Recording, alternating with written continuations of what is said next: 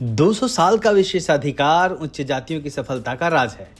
यह कहना है प्रोफेसर रहे सतीश देशपांडे का। कॉमेडियन कमेंटेटर कुणाल कामरा के पॉडकास्ट नोप में समाजशास्त्री प्रोफेसर सतीश देशपांडे ने भारत की जाति व्यवस्था पर एक विस्फोटक चर्चा में तमाम ऐसी बातें कही हैं जो भारत की जाति व्यवस्था के बारे में सवर्णों को सोचने को मजबूर करेगा। यह बातचीत अप्रैल महीने के आखिरी हफ्ते की है।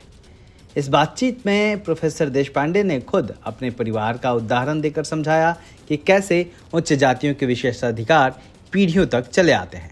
उन्होंने कहा, मेरे दादा को पेशवा शासन के दौरान ब्राह्मण होने के नाते 200 एकड़ जमीन मिली थी। अगर वे किसी और जाति के होते तो उन्हें यह जमीन नहीं मिलती। मेरे दादा ज़्यादा होशियार नहीं थे, इसलिए आज़ादी के बाद जब नए कानून आए तो उनकी बहुत सी ज़मीन चली गई, लेकिन जो कुछ बचा था उसमें से कुछ ज़मीन बेच दी गई और मेरे पिता और मेरे एक चाचा इंजीनियर और डॉक्टर बन गए।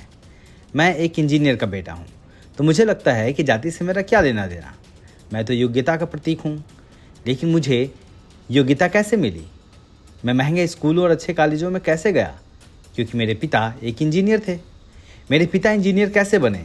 क्योंकि मेरे दादा के पास ज़मीन थी। मेरे दादा के पास ज़मीन क्यों थी? क्योंकि उनकी जाति फलां थी।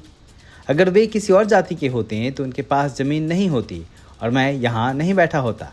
लेकिन मेरी पीढ़ी आते आते योग्यता की यह भाषा इतनी मजबूत हो गई कि मेरे जैसे लोग सचमुच यह मानने लगे हैं कि वे जो कुछ भी हैं सिर्फ और सिर्फ योग्यता के कारण हैं। इसका जाति से कोई लेना देना नहीं है। प्रोफेसर देशपांडे ने समाज की जाति व्यवस्था पर तल्ख टिप्पणी करते हुए कहा कि उत्पीड़ितों को अपनी जाति को एक तमगे की तरह धारण करना पड़ता है, जबकि विशेष अधिकार प्राप्त लोगों को इसे भूलने का विशेष अधिकार है। उन्होंने स्वीकार किया कि मैं जहां हूं वहां पीढ़ियों से चली आ रही जातिगत विशेषाधिकार की वजह से हूं। फिर भी मेरी शिक्षा और सामाजिक स्थिति मुझे यह दिखावा करने की अनुमति देती है कि जाति मुझे प्रभावित नहीं करती। प्रोफेसर देशपांडे ने कहा कि आज़ादी के बाद भारत के संविधान ने औपचारिक रूप से जातिगत भेदभाव को समाप्त कर दिया और देश को एक जाति विहीन गणराज्य घोषित कर दिया। लेकिन उसी संविधान ने आरक्षण की भी शुरुआत की, यह मानते हुए कि सदियों से चले आ रहे उत्पीड़न का समाधान जरूरी है।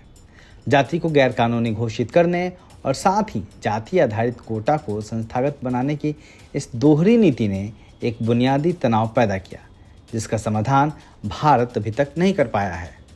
उन्होंने तर्क दिया कि वास्तविक प्रगति के लिए भारत को आरक्षण से कहीं ज़्यादा की ज़रूरत है।